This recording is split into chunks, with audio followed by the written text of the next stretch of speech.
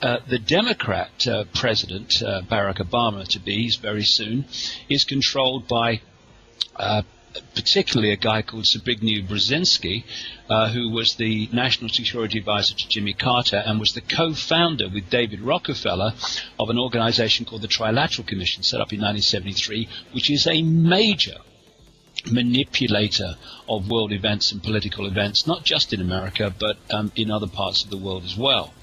And next to Brzezinski, you've got his associate, the financier George Soros, and a stream of other connected people. But they connect at the next level of the pyramid into the same organizations that the neocons controlling Bush connected into.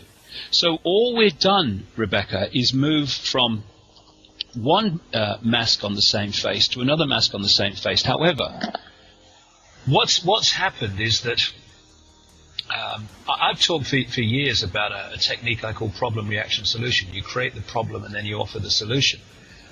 And George Bush has been used over the last 8 years to create endless problems, military problems, financial problems, desperate financial problems. And now what we're seeing is Barack Obama being moved in as the apparent, emphasis on the apparent, solution to these problems. And he's got in by saying 3 words basically, especially one, change, another one, believe, another one, hope. At no point have these words had any specifics attached to them in terms of what that means. And this is a massive mind control operation, because what they've done is created a situation where Barack Obama, over the last 2 years, particularly over the last one, has become a screen on which people project their versions of what is hope and what is change and what is something to believe in. And so he, by not specifying what those mean to him, has allowed himself to be this screen on which all these people around America have projected their version of it. Now we're going to specifics because the deal's done, he's got in, and what's happened? All these players that have been manipulating the Republican side of the pyramid for years, who were in the Clinton administration, the Bill Clinton administrations, the 2 periods as president, and the networks around George Soros and Zbigniew Brzezinski, they're all being brought in to be the change administration of Barack Obama, when it's just more of the same. And it's been a complete con job, because if you look at Obama's background in one of the most corrupt political systems in the world, in Chicago, it stinks to high heaven, and this is absolutely not a man to be trusted. And I'll just say one more thing.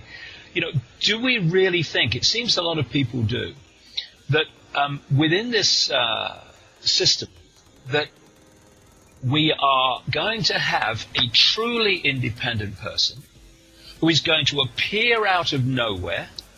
He's going to attract record amounts of funding for a presidential campaign from the very sources in Wall Street, etc., that his change is perceived to be going to challenge, and run the slickest campaign in American history, and all that is just going to come out of nowhere. My goodness me. I mean, it's naivety anonymous. He was selected a long time ago, back in the 80s, when he and Brzezinski were at the Columbia University together, and Brzezinski as a major lecturer and professor, etc., and Obama as a student. And the Trilateral Commission and its associated foundation network, like the Ford Foundation, have nursed the boy through to what he's become. He never came out of nowhere. He's been planned for a very long time. And it's a staggering fact that he's about to be inaugurated a few weeks from now, and he's still yet not provided the proof that he was born in the United States, when his half-sister, his half-brother, and his grandmother in Kenya say he was born there. Yeah, there was a lot of controversy around that, and of course they've kind of squashed that. I've been watching that a little bit, David, how they've been doing that. Yeah. And, you're absolutely right when you talk about the pyramid. I mean, we talk about the United States, the Senate and the Congress, well, both sides of the coin, Republicans and Democrat, both are still in those, political, separation as much as one's a Republican and one's a Democrat. But really, what does that mean? I mean, it used to mean something, or it was supposed to mean something, but in the old days, but really, it is really this, it's just the opposite side of the same coin. That's all it is. That's all it is. And Barack Obama is, and this will sound staggering to many people in the United States who have bought the Obama myth. He's far more dangerous than Bush because he can sell a line.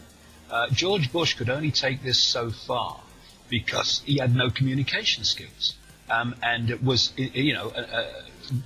shall we say, a blatantly not the most intelligent man ever to walk the world. Oh my goodness, that's an understatement. I know. So he could only take this so far. And, people talk about fascism. And, the writer Webster Tarpley makes a very good point when he points out that, fascism is perceived as a top-down hierarchical structure where the few impose their will on the many. Now, it ends up like that, and that's why we think of it like that. But when you look at the fascist movements in Germany and in Italy and in other places, they actually came out of a movement of the people.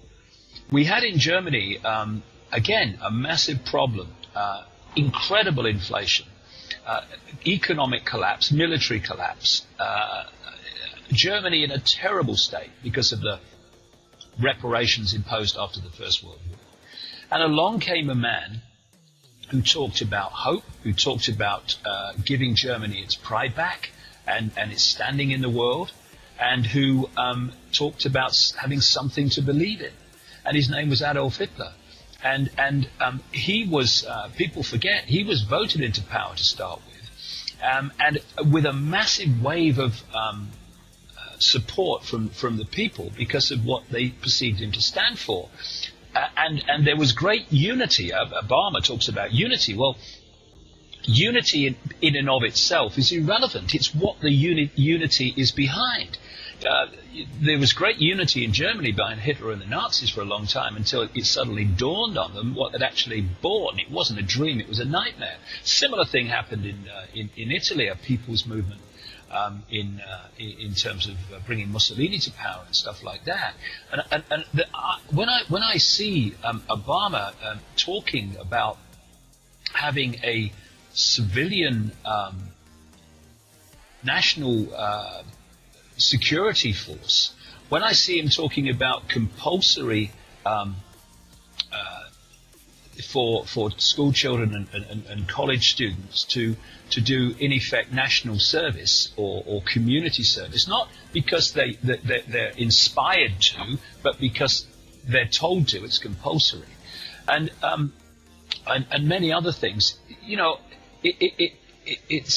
It doesn't feel good to me at all, and because it's being sold as hope, as something to believe in, as coming together, as unity, as giving America its pride back and all this stuff, some very unpleasant policies can be introduced under the guise of that, which only a few years down the road was what they've actually signed up to.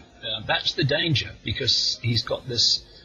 Well, if you're awake, he hasn't got the ability. He's an open book. I mean, he's the most openly fraudulent speaker and manipulator of the audience. But if you're not, then you can see that he can get people to believe in things because he has done. He's got them to believe in him when he's actually got no political record. His background in Chicago is full of dirty deals and supporting crooks like Tony Rezko and stuff, the slum landlord who got massive amounts of money from the Chicago state system to run public housing, and is now in jail because he defrauded the state out of a lot of money, and also fraudulently was using corruption to get from businesses if they wanted to do business with the state, because he was controlling those organizations they had to do business with within the state. And Obama's right in the middle of this. And when I started to research his background, when you see his history in Chicago and the thought that he went through an entire primary campaign with Hillary Clinton and an entire election campaign with John McCain, and the mainstream media in America did not bring out anything but a tiny fraction of what there is to bring out about Barack Obama. People are going to, who bought the Obama myth, are going to be very, very disappointed and indeed very shocked in the next few years. And I suspect, Rebecca, that because he's going to have a good honeymoon period because of all the hype, I really do expect that they'll want to squeeze every second out of that honeymoon period, and things will start to kick on very fast once he's officially inaugurated in January.